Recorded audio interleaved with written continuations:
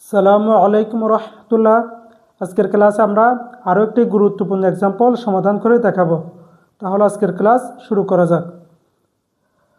আজকের ক্লাসে আমরা আলোচনা করব এক্সাম্পল 8। এক্সাম্পল 8-এর মধ্যে বলা হয়েছে বুলজানো ভাইস্টাস উপপাদ্যের সাহায্যে সীমাবিন্দুর বিদ্যমানতা আলোচনা করো। অর্থাৎ বুলজানো ভাইস্টাস উপপাদ্যের সাহায্যে সীমাবিন্দু আছে সেটা কী করা, প্রমাণ করা। কারণ বুলজানো ভাইস্টাস উপপাদ্য আমাদের কি জানা ছিল, কোন একটা অসীম সীমায়িত সেটে সীমামান আছে, সেটা কি উপপাদ্য। এটার সাহায্যে এই দুইটা সেট এখানে দেওয়া আছে, এস একটা সেট এবং কি টি একটা সেট। তাহলে বুলজানো ভাইস্টাস উপপাদ্যের সাহায্যে আমাদের কি যাচাই করে দেখতে হবে যে এস এর সীমামান আছে, টি এর সীমামান আছে, এবং এস হচ্ছে কি সীমায়িত সেট দেখাতে হবে প্রথমে, তারপর এস এর সীমামান আছে। একইভাবে টিকে সীমায়িত দেখাতে হবে এবং টি এর সীমামান আছে। এই দুইটা আমাদের কাজ করতে হবে।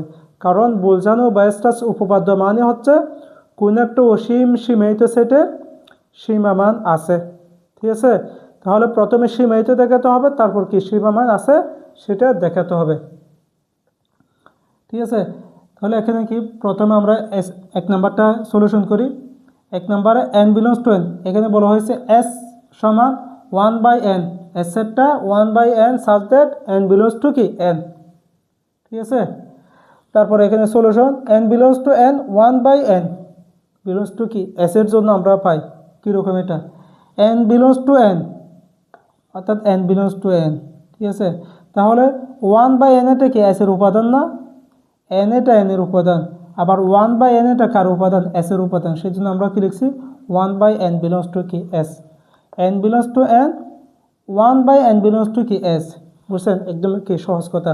তাহলে 1/n বিলংস টু এস এর জন্য আমরা পাই কি পাই দেখেন, যেহেতু এন প্রথম আমরা জাস্ট এখানে দুইটা লাইন, দুইটা প্রশ্নের মধ্যে কি শুধুমাত্র আমাদের দুইটা লাইন করলে হয়ে যাবে। ঠিক আছে, যেহেতু এগুলো ছোট ছোট একদম কি এক্সাম্পল, না বোঝার কারণে একটু কি এলোমেলো মনে হয়। ঠিক আছে, সহজ করে জাস্ট দুইটা লাইন লিখলে হয়ে যাবে। যেহেতু এন হলো অসীম সেট, দেখেন তো এন একটা অসীম সেট না, N belongs to N, N একটা কি অসীম সেট, স্বাভাবিক সংখ্যার সেট একটা কি অসীম সেট। যেহেতু এন হলো অসীম সেট, সুতরাং এস একটা কি হবে, অসীম সেট হবে। কারণ এন হচ্ছে কি অসীম এবং এস এর উপাদানগুলো এন আকারের। এন হলো কি অসীম, এই এনটা অসীম না, এবং এন এর মধ্যে কি আছে, এন আছে, তাহলে এই এনটা অসীম। এই এন যদি অসীম হয়, এই এসটা কি হয়ে যাবে, অসীম হয়ে যাবে। সেই জন্য কি লেখা হয়েছে, সুতরাং এস কি অসীম সেট। এস অসীম সেট এটা মানে কি বোঝায়, তাহলে দেখেন 1/n এটা কোথায় আছে, এস এর মধ্যে আছে। 1/n এটা কোথায় আছে, এস এর মধ্যে আছে। তাহলে এখন আমাদের 1/n দিয়ে যাচাই করতে হবে। 1/n এটা কীরকম দেখেন তো, 1/n এটা সবসময়ের জন্য 1 অপেক্ষা কী হবে, ছোট হবে অথবা কি তার সমান হবে। অর্থাৎ 1/n এটা 1 এর চেয়ে বড় হওয়ার কোনো সুযোগ নাই। এন এর মান আমরা ইনফিনিটি পর্যন্ত, অসীম পর্যন্ত, N belongs to N, N এর মানটা আমরা অসীম বলছি না, এন এর মান আমরা অসীম পর্যন্ত যতই বসাই না কেন, ঠিক আছে, সেটা সবসময় 1 অপেক্ষা কী হবে, ছোট হবে। 1 এর চেয়ে বড় হওয়ার কোনো সুযোগ নাই। সেই জন্য এটা 1 দ্বারা সীমায়িত হয়ে গেছে না। যেহেতু 1/n মানটা সবসময় এখানে মডুলাস দিবেন। ঠিক আছে, তাহলে মডুলাস 1/n এটা সবসময়ের জন্য 1 অপেক্ষা ছোট হচ্ছে, সেই জন্য এটা 1 দ্বারা সীমায়িত। তো এটা যদি 1 দ্বারা সীমায়িত হয়ে যায়, এটা মানে কি এস সেট না, সেই জন্য আমরা লিখছি অতএব, অর্থাৎ এটা কি এসটা কি সীমায়িত সেট। ঠিক আছে, এটা এখানে লিখে দিবেন। সুতরাং এস সীমায়িত সেট, এস ঠিক আছে সীমায়িত সেট।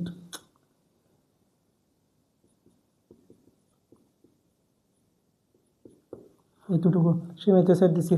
এরপর অতএব বুলজানো ভাইস্টাস উপপাদ্যের সাহায্যে এস এর সীমামান আছে। এখান থেকে এটা আমরা এসটা সীমায়িত সেট আমরা কি দেখাইছি, বুঝছেন।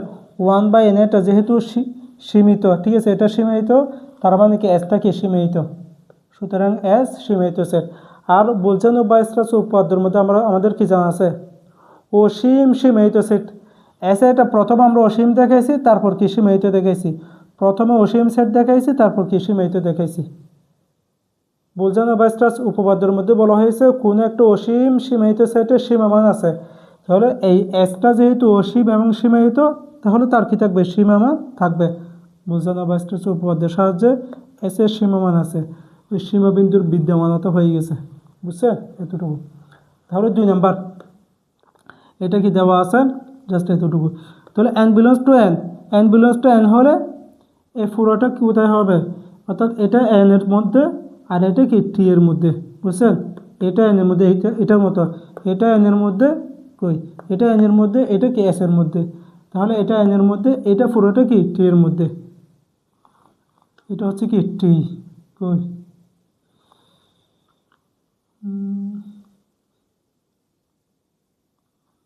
এটা হচ্ছে কি কোথায়? বিলংস টু কি টি। ঠিক আছে? এতটুকু, এটার জন্য আমরা পাই। ঠিক আছে? n বিলংস টু n এবং এত বিলংস টু কত? টি এর জন্য আমরা পাই কি পাই দেখেন, যেহেতু n হলো কি অসীম, যেহেতু n হলো অসীম সেট, এটার মতো আর কি, যেহেতু n হলো অসীম সেট, সুতরাং s হলো কি অসীম সেট। nটা যেহেতু অসীম, তাহলে n এটা কোথায় আছে? এখানে আছে। তাহলে টিটাও কি হবে? অসীম সেট হবে। এখানে s না হয়ে টি হবে। কি হবে? টি।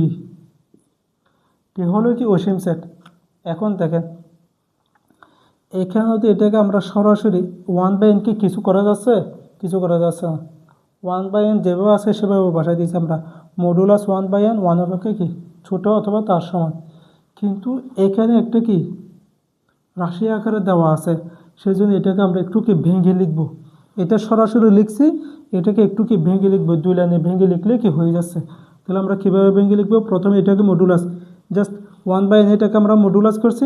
একইভাবে যা আছে তাকে পুরোটাকে আমরা কি করছি? মডুলাস করছি। মডুলাস করলে এখানে মাইনাস মানটা কি উঠে যাবে। বুঝছে? এখানে মাইনাসের কোনো অস্তিত্ব থাকবে না। মডুলাস করলে মাইনাসের মানের কোনো অস্তিত্ব থাকবে না, সেই জন্য এটা উঠে গেছে। এই এতটুকু মানে কি হয়ে গেছে? প্লাস হয়ে গেছে। শুধুমাত্র এতটুকুর জন্য -1 হোল পাওয়ার n এর জন্য কি প্লাস হয়ে গেছে, এটা উঠে গেছে।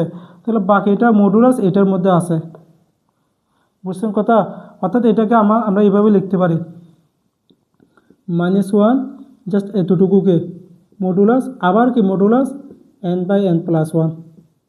আমাদের জানা আছে না, এক মডুলাসের ভিতর যদি 2টা থাকে তখন আলাদা আলাদা করে 2টা মডুলাস গুণ আকারে দেওয়া যায়। 2টা এবং কি হয়? সমান হয়। সেজন্য এটা মডুলাস মানে এটা 1 হয়ে গেছে। এটা কি হয়ে গেছে? মান 1 হয়ে গেছে। তার মানে এটা বাদ হয়ে গেছে। বাকি আছে কোনটা? এটা। সেজন্য এটাকে বসাই দিয়েছি আমরা। বসানোর পর এটাকে আমরা একটু ভেঙে লিখছি কীরকম? 1 - 1/n+1। এটা কীভাবে? জাস্ট এখান থেকে যদি আমরা লসাগু n+1 নিই,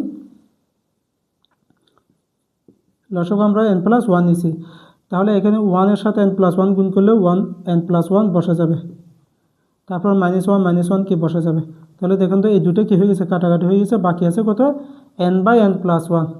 সেজন্য n/n+1, এখানেও কি n/n+1, এটা লিখছি আমরা। এখন এই মানটা সব সময়ের জন্য 1 অপেক্ষা কি ছোট অথবা তার সমান হবে। বুঝছেন? কারণ এখানে n এর মান আমরা যা বসাই না কেন, এটা সব সময়ের জন্য 0 হবে না? কী হবে? 0 হবে। এই মানটা সব সময়ের জন্য 1কে যদি এই n এর মান n+1 এর মান আমরা যতই দ্বারা ভাগ করি, সেটা সবসময় কী হবে? 0 হবে। তাহলে 1 থেকে যেটা আমরা বিয়োগ করে দিব, 1 থেকে যদি 0 বিয়োগ করে দিই, তাও কি 1 অপেক্ষা কী হবে? ছোটো হবে না? অর্থাৎ 1 থেকে কিছু বিয়োগ করে দিলে সেটা অবশ্যই কী হবে? 1 থেকে ছোটো হবে। এই জন্য এই পুরো মানটা 1 অপেক্ষা ছোটো অথবা তার সমান। সুতরাং টি সীমিত। কত দ্বারা সীমিত? 1 দ্বারা সীমিত। এই পুরো মানটা, অর্থাৎ টি, এটা মানে কি? এটা আমরা কাকে ভেঙে পেয়েছি? এটাকে ভেঙে পেয়েছি। আর এটা মানে কি? টি সেট। তাহলে টি সেটটা কি? সীমিত। টি সেট সীমিত সেট।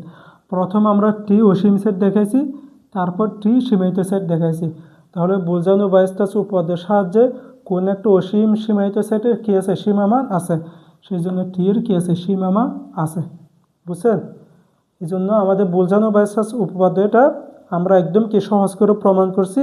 ওখানের কনসেপ্ট যেটা সেটা সরাসরি কাজে লাগিয়ে আমরা এটা কি সীমাবিন্দু বিদ্যমানতা আলোচনা করছি।